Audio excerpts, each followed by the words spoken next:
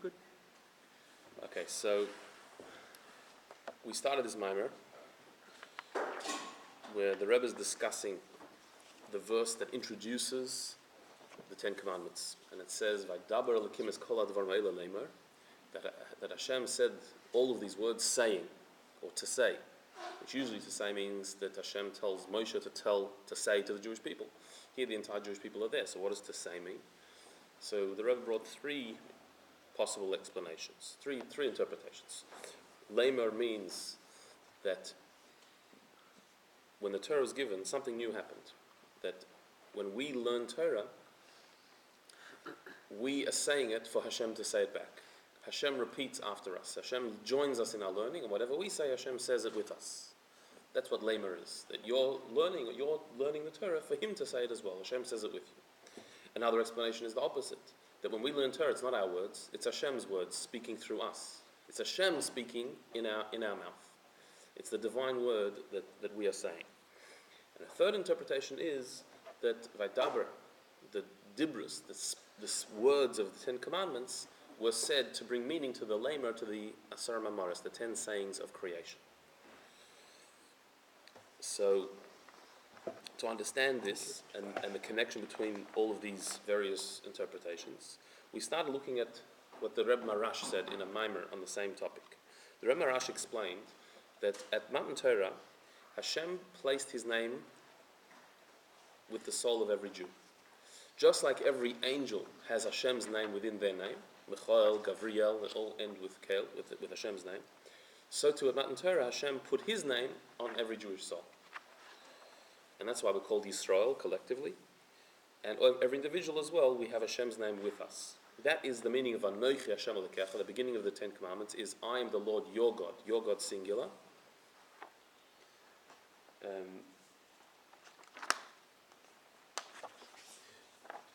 Which is an expression of the divine power that is within every single individual, within each one of us.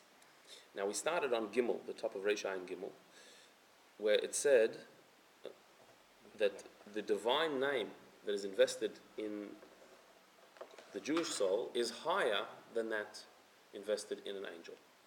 Let's start from there again, the top of the page.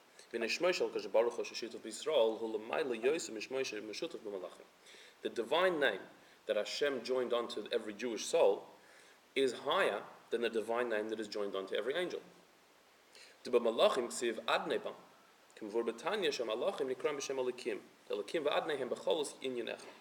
Because concerning the angels, the verse that we quoted says Adnei Bam, the Shem Adnei, Aleph Daled Nun Yud is in them.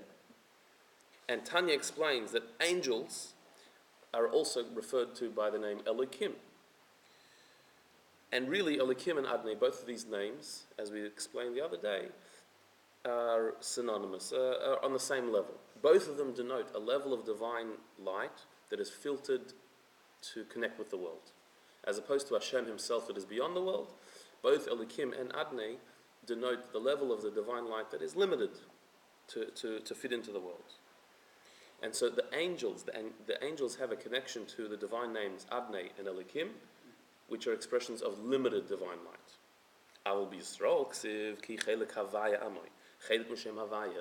But about the Jewish people, it says that Hashem's nation are a part of Havaya. We are a part of Havaya, Yud Kei Vav Kei, the name denoting the infinite self of Hashem, that's beyond limitation. So the angelic connection is a limited one to the divine, whereas our connection, the soul of Israel, is connected to Yud Kei Vav Kei, the name that is the infinite, that is beyond. So now the Rebbe is going to continue and say, well, hang on a minute. Are we saying that this only happened in Matan Torah, the giving of the Torah? When was the name Yisrael given? Long before the giving of the Torah. The Jewish people have this connection to Hashem. That started with Avraham Avinu already. That was before the Torah was given. So why are we saying here that the revolution of the giving of the Torah was that the divine name was connected to the Jewish soul? We became Chelek Havaya, part of Yud Kei Vav Kei, Yisrael, with God's name as a part of our name. That didn't start in Matan Torah. That started beforehand. That was already the Jewish soul. It says the Bekel Shakai with Abraham was Yaakov, but Ushmi Hashem lo nodati lachem. Wasn't revealed, but his soul, didn't have that. Certainly his soul had a connection to Yud Kevavke. So now the Rebbe explains on the fourth line. Even though indeed the fact that the Jewish soul was a part of Yud Kevavke, that existed before the Torah was given. But it wasn't so revealed. It wasn't so on the surface. It was the inner reality was we were connected to Havaya, but it wasn't revealed. Because the idea that we are a part of Yud Kevavke, that is a neshama thing. Our neshama is a part of Yud Kevavke. And when that soul, which is a part of Yud Kevavke, comes down into this world, the body covers over and conceals the Yud Kevavke in the soul. So yes, all along, the Jewish soul was a part of Yud Kevavke. That's where our soul comes from, Yud Kevavke, from Havaya, from Hashem. It's a piece of Hashem. That was true about Avraham Avinu also, and those who lived before the giving of the Torah. However, it's very nice to have a soul that's from Yud Kevavke, but when that soul comes into a body, the body conceals that connection. The soul does not feel connected to Hashem as it is down here in this world because the body covers over it, blocks that connection. But Torah, when the Torah was given, through Hashem saying, I am the Lord your God, Anochi Havaya Alekecha, I am the Lord, Yud Kevavke is your God, those words revealed the soul's connection in bodies. Who was Hashem speaking to the generation that was standing there. All souls are future generations as well, but the people that were there in this world. And he said to them, Anochi Havaya Alekecha, Yud Kevavke is your God. What does it mean, Yud Havaya is your God? It means that you are intimately bound up and connected with Yud Kevavke. It's yours. Yud Kevavke is yours, it's a part of you. That revealed to souls in bodies this connection. Before the giving of the Torah, the connection was there, but that was a soul connection. It wasn't down in the body. And so therefore, a soul in the body didn't feel that connection so much. Whereas at the giving of the Torah, an opening was made where even down here in a body, you should feel that connection your soul has with Yud Kevavke. And that was through the dibur, through the speech that Hashem said, Anochi Havaya Alekecha, I am the Lord your God. This we actually see in the words. This is a retranslation now of this statement, Anochi Havaya Alekecha, the beginning of the Ten Commandments. And it's explained in the Likutei Torah of the Alter Rebbe. The Pirush, Anochi Havaya Alekecha, what is the translation of I am the Lord your God? What does that actually mean, those words? Shehavaya merim is galabacha kolkach and sheyanikra al shmecha elakecha. What it means is that Havaya Yud Kevavke should be so revealed to you to the point where it can be called yours. Elakecha, your God. Havaya is your God. Right? To call. We're used to the words. We see it in our davening all the time. But to say that Hashem is your God, what does it mean? We would usually understand it as meaning it's the God you believe in. You know, your God, like your football team, your God. You know, but the Alter Rebbe says no. It's saying something much deeper than that. It's saying Havaya Lekecha, Hashem is your God, belongs to you. You have an ownership of Him. He's a part of your soul. He's yours. So it's a very dramatic statement to say Anochi Havaya Lekecha. When Hashem says I'm the Lord your God, what is He saying? He says I'm yours. I'm a part of you. You got me. Your soul has me in it. It's not just the God that you associate with. It's that there's Yud Kevavke in you. That's what the word means. So this totally transforms our understanding of the first of the Ten Commandments. I'm the Lord your God. We thought it means that it's talking about the God we believe in. You know, you should believe in me as the God that took you out of Egypt. No, it's saying something much deeper. Something's happening. By Hashem saying those words, something happened. Something changed. That suddenly the Yud Kei Vav Kei that is in our soul became revealed in our lives, in our bodily lives. That the connection we have to Yud Kei Vav Kei was down here. I'm your God now, revealed. והכוח הווי לקחה, שגם לאחר שהנשמה נסלבשת בגוף, יהווה בו בגילוי, עד שיהיה נקרא על שמוי. The power, the ability for Yud Kei Vav Kei to be your God, meaning even after the soul is enclosed in a body, nevertheless it should be revealed to the point where you could say Havaya is mine, is my God. How's it possible? The body, we said, conceals over our spiritual reality. So it's all very nice to say that we're connected to Yud Kei Vav Kei. That's a soul thing. But when the soul's in the body blocks the soul's experience. How is it possible to override the blockage of the soul that the body creates? That can only come from the essence of Hashem that is higher than Havaya.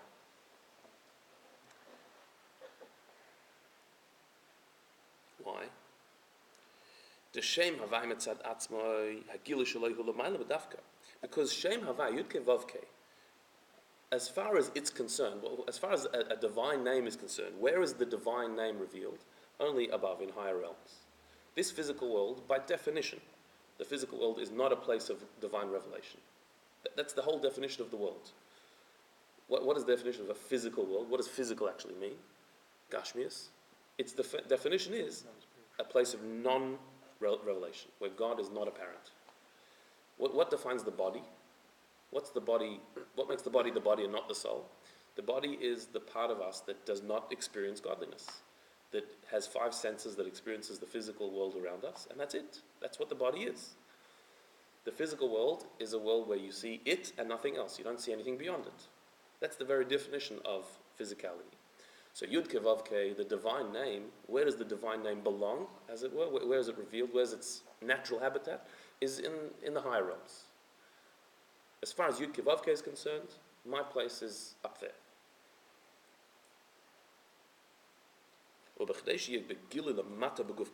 So for that to be revealed in the physical body down here, Yud Kei Vav Kei, which is a divine spiritual reality to be revealed in the physical body in this world, could only be through a drawing down of Hashem's very essence that is higher even than Havaya, than Yud Kei Vav Kei. Why? That sounds a bit counterintuitive.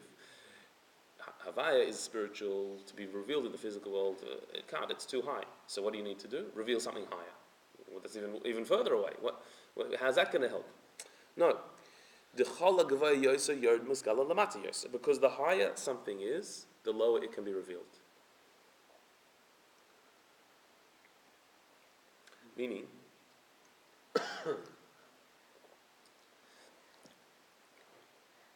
Yud Kei Vav Kei is the level of Hashem that is beyond this world. But it's stuck in that. It's stuck in being beyond. That's what it is. It is the level of Hashem that is beyond this world. So to reveal that in this world makes no sense. It's beyond. It can't be revealed in this world. That's right. But what if you go a step higher? If you go higher than Havaya to Hashem's essence is not limited to being beyond this world. Because Hashem's essence, true essence, is not limited to anything. So ironically, the higher you go, the lower you can go. We discussed this when we spoke about miracles as well. That there's a miracle within nature, a miracle above nature, which is higher. A miracle within nature. A miracle above nature is coming from a place that can't tolerate nature. It overrides nature. Whereas a miracle that is within nature means it's so high it can come all the way down to nature. It's not a contradiction. It's a principle that comes up over and over again in Chassidus. There's the level of Hashem that is beyond. Then there's a level of Hashem that is beyond being beyond. So Yud Kei Vav Kei can't be revealed in Gashmias because it's a spiritual reality.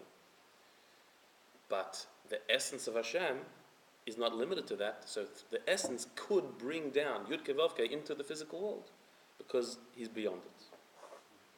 Or putting it in other words, there's physical reality and there's spiritual reality.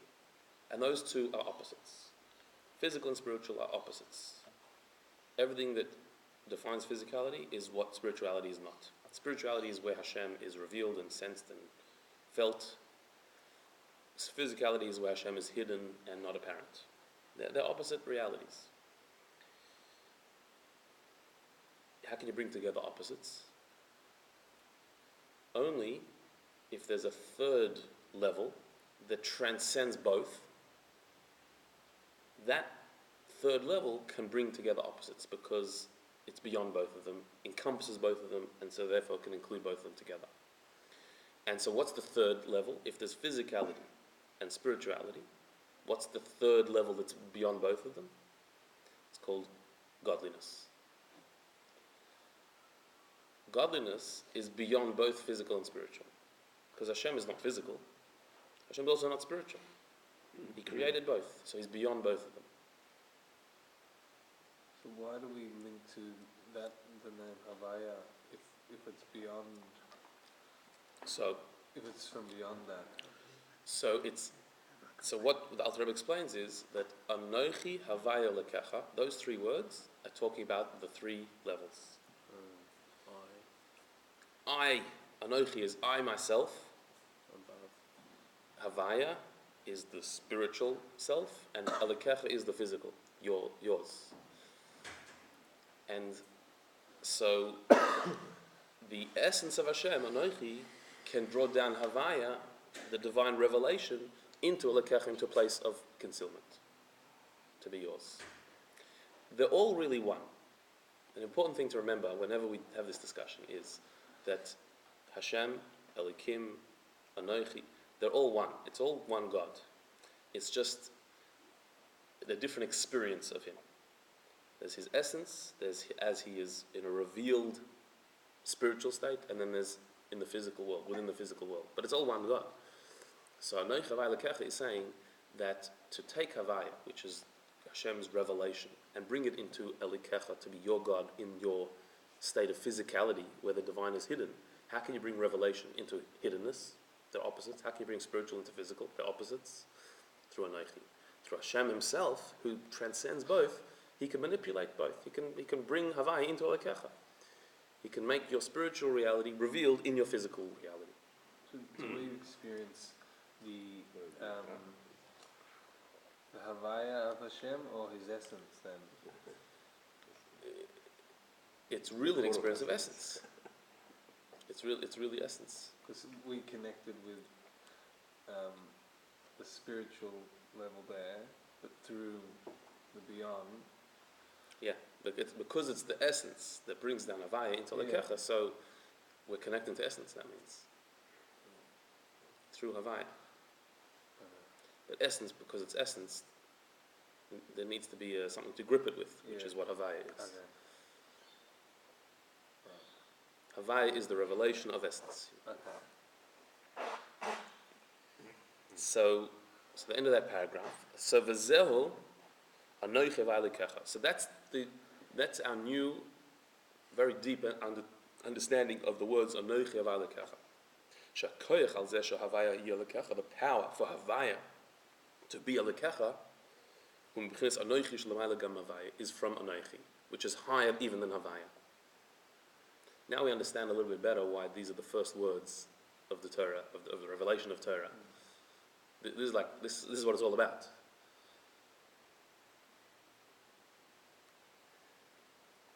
So this is something that angels are nowhere near.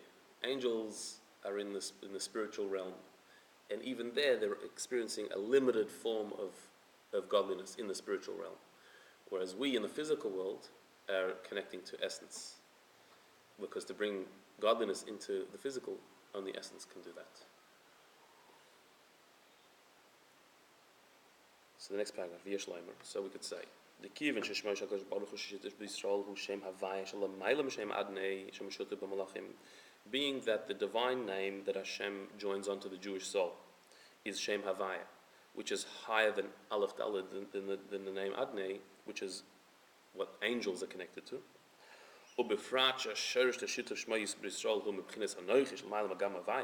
And especially with what we understand now, that the source of this connection between body and soul is from the essence, Anochi, which is even higher than Havaya. So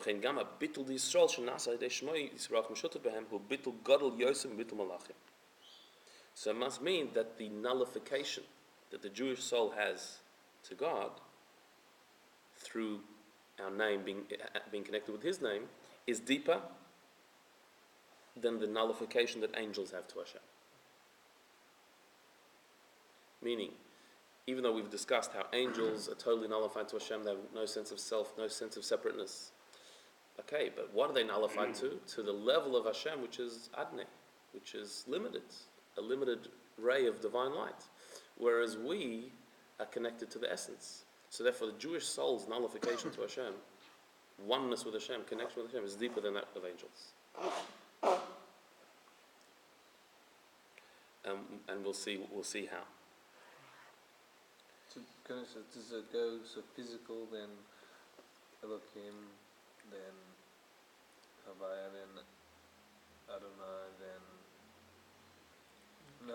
Elohim. Adonai and Elohim are equal, same, yeah. equal level, and Havaya is higher than Anochi is the highest. Why Anochi is an Egyptian word, no? It says that that it originates from Egyptian, and that shows how essence it is, that it can come all the way down. That's the whole. Okay, now let's look at the next section. Now what the Rebbe is going to explain is, okay, we've said that the Shem Yud Kei Vav Kei is what Hashem joined onto every Jewish soul. But until now we've been saying that in quite a sort of a vague, abstract way. That we're connected to Yud Kei Vav Kei. What the Rebbe is now going to explain is that, in fact, it's much more literal than that. The name Yud Kei Vav Kei, the four letters Yud and a Hey and a Vav and a Hey, are actually invested in our soul. That our soul has in it Yud and a Hey and a Vav and a Hey. And you said also the body is. And then we're going to see how the body does as well. So let's have a look in Dalek. The idea that the name Yud Kei Vav Kei is within every Jewish soul, Maamar is explained by the Rebbe Marash in his Maamar, said 100 years before the Rebbe's one. That the Yud within the Jewish soul is what's called Chachma Shebenefesh.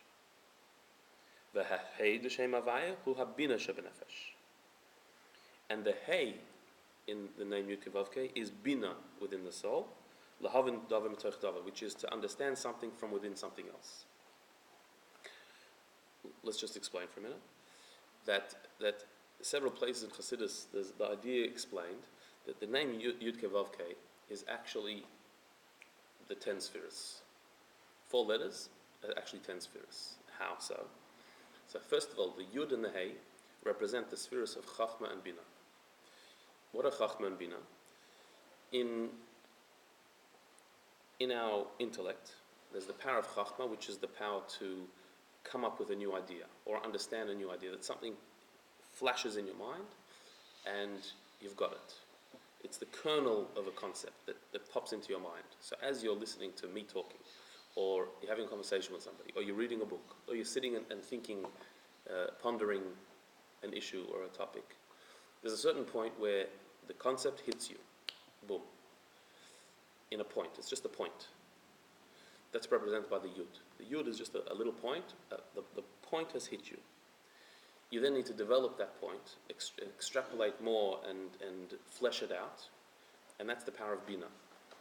Bina is to actually understand and internalize and develop an idea. And that's represented by the shape of the letter Hey. Because the letter Hey has full body. It's not just a point. It's got width and height. It's a full area.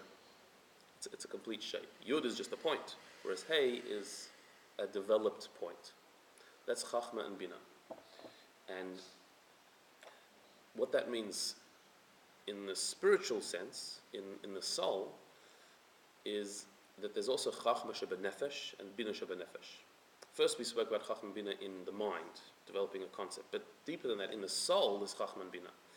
Chachma of the soul is our grasping of Hashem, but more in a way of emunah, of faith, that we sense Him. It's not a developed, thought through thing. It's like just like a reality that He is there. That's what called Chachma Shebenefesh. Chachma is really considered to be something that's somewhat higher than intellect. It's like this spark of inspiration that we know is there. We sense His presence. Bina Shebenefesh is where you actually contemplate on the divine presence, and you develop in your mind an understanding, a relationship with Him. Not just a deep-seated faith, but an actual contemplative relationship where you think through it and you assimilate into your mind the ideas of godliness. And so that's also represented by the Yud and the Hey. In your soul, there's a Yud and there's a Hey. There's your ability to grasp Hashem through faith, and there's also the ability to grasp Hashem through contemplation, through actually meditating on the divine, learning and thinking it through and intellectualizing it. That's Chachma and Bina Shebenefesh, the Yud and the Hey of Hashem's name in the soul. Now, on the second one, on Bina, the Rebbe now elaborates a bit more.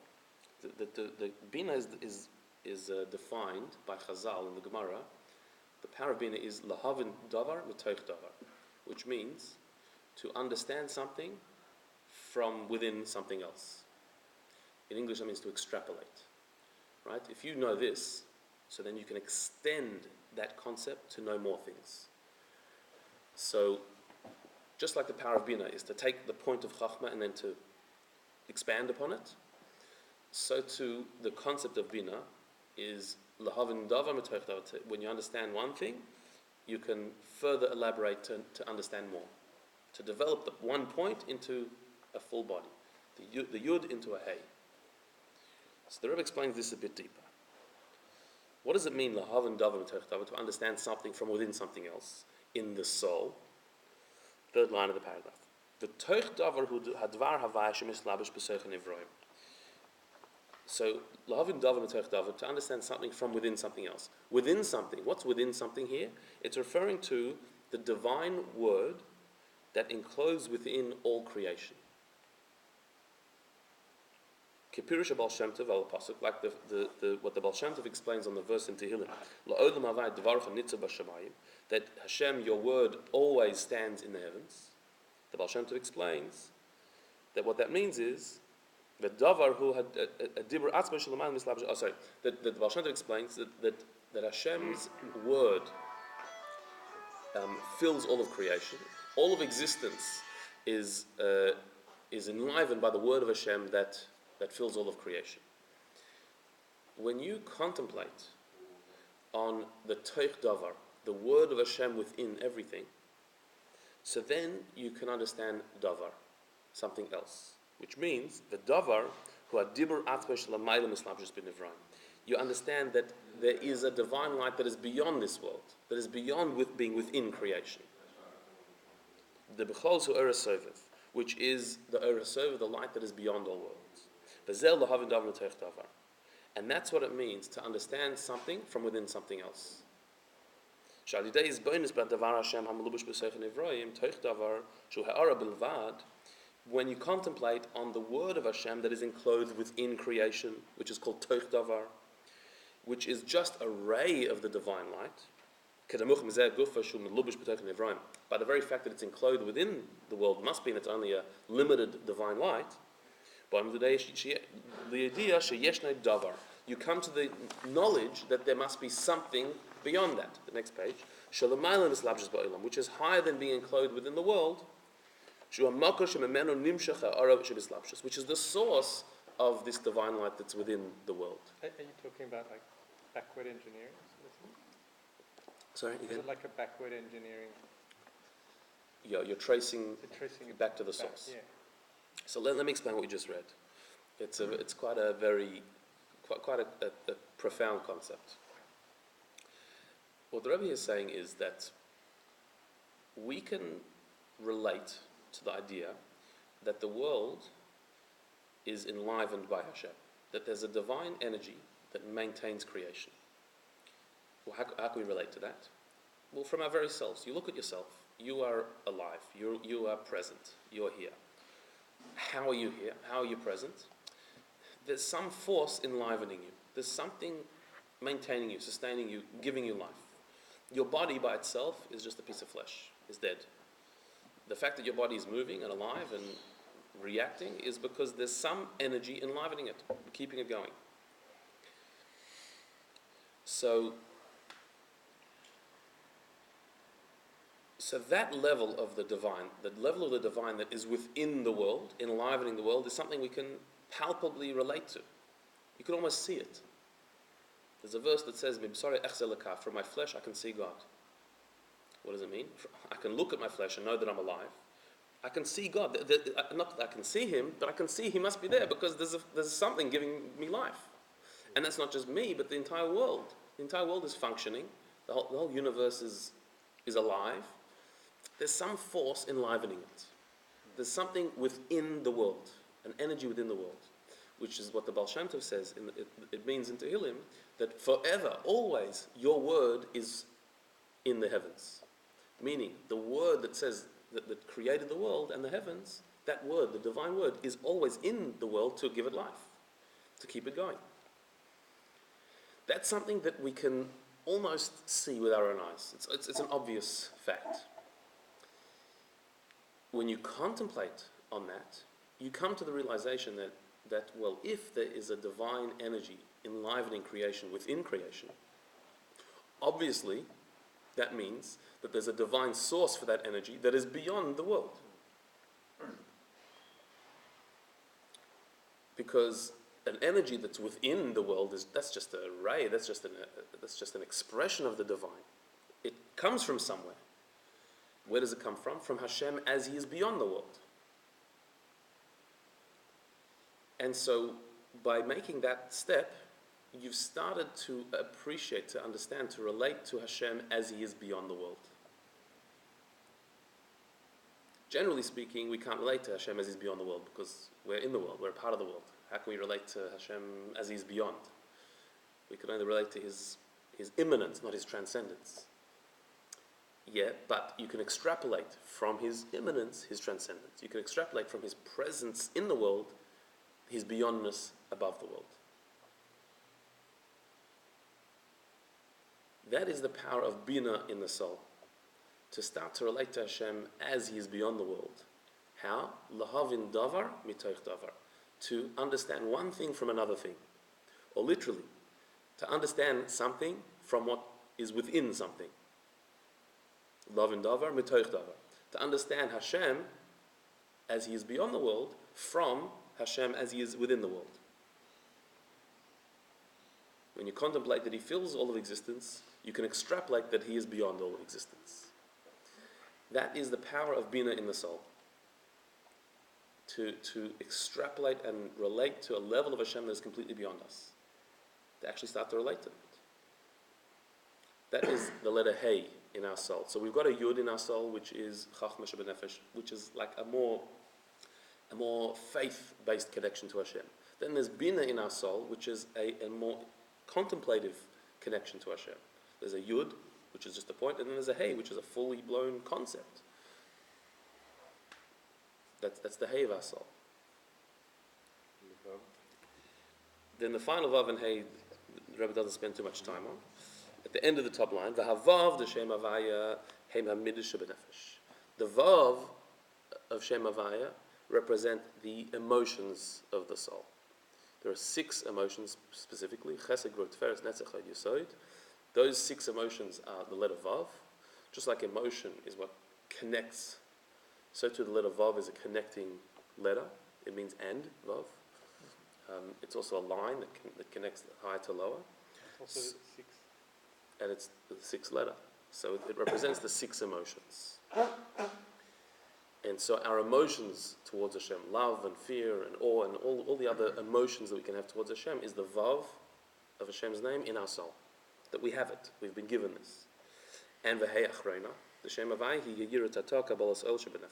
the final Hey of Yud Kei Vav Kei, as it is in the soul, represents what's called yirat hatah, the lower level of fear, or in other words, kabbalas oil, our ability to simply accept the yoke of heaven, to do what Hashem wants just because. That's the hay in the soul. So there's our contemplative levels, there's our faith, there's our emotional relationship with Hashem, and then there's our ability to just do what we got to do. At the end of the day. Yeah, and that's the lower hay, and that's about doing. It's different to the yud in, like, you know how you're saying the yud is just the emunah of soul.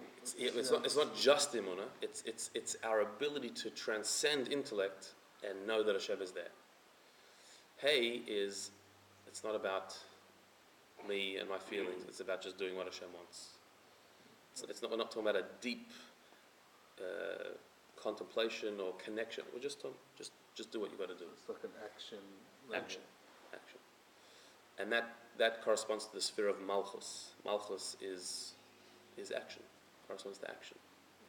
So you've got the intellectual faculties, Chachma and Bina, you've got the emotional faculties, and you've got Malchus, which is action. When we say that Hashem is in our soul, Yud Kevavke is in our soul, what it means is that we have these powers in our soul to connect to Hashem on these levels, with emunah, with intellect, with emotion, and with action, doing what He wants. All those levels. So this is the 10th spirit of our soul in His name. Yeah.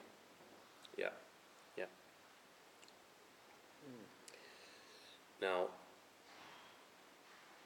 that is talking about the soul. We've got Yud Kevavke and the soul.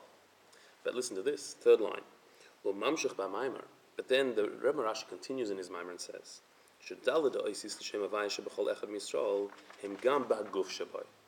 that these 4 letters of Hashem's name in every Jew is also in our body. The 4 letters of Hashem's name are not just in our soul, as we just described, but also in our body. The head is like a yud. Just the point. The body is like a long vav. So your head on top is like a yud. The body is a vav.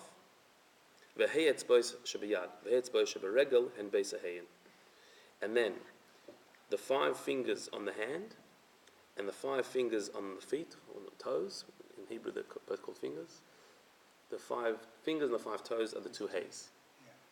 Because a hay is 5. And so the 2 hays are the 5 fingers and the 5 toes. There's 10. Yeah? There's 10. What do you mean? Yeah, you're right. So it'll be explained in a second. So Yud and Hey and Vav and Hey. The Yud is the head, the Vav is the body, and then the 2 Heys are the 5 fingers and the 5 toes. And then the Rebbe Marash adds in his Maamar, the Yeshlaim, you could say, the Shatam Sheyeshlaim Esetz Bois B'Yadayim Esetz Bois B'Raglaim Hu, that the reason why we actually have 10 fingers and 10 toes, even back then, they also had. Okay, that's Ki B'Shem Havai B'Mili Hayin B'Chol HaHei Yeshnam Shnei Hayin, is because the letter Hey, when you spell it out, when you spell out the letter Hey, it's got 2 Heys. Hey, hey. That's how the letter Hey is spelt. What do you mean spell? Oh, as in if you write out, every letter can be written out. So Aleph is Aleph Lamed Pei. Right. Hey is Hey, hey. So when you fully spell out the letter Hey, you get 2 Heys. So there's Hey, hey. So therefore, we've got 2 sets of 5 fingers and we've got 2 sets of 5 toes, because the letter Hey, when spelled out,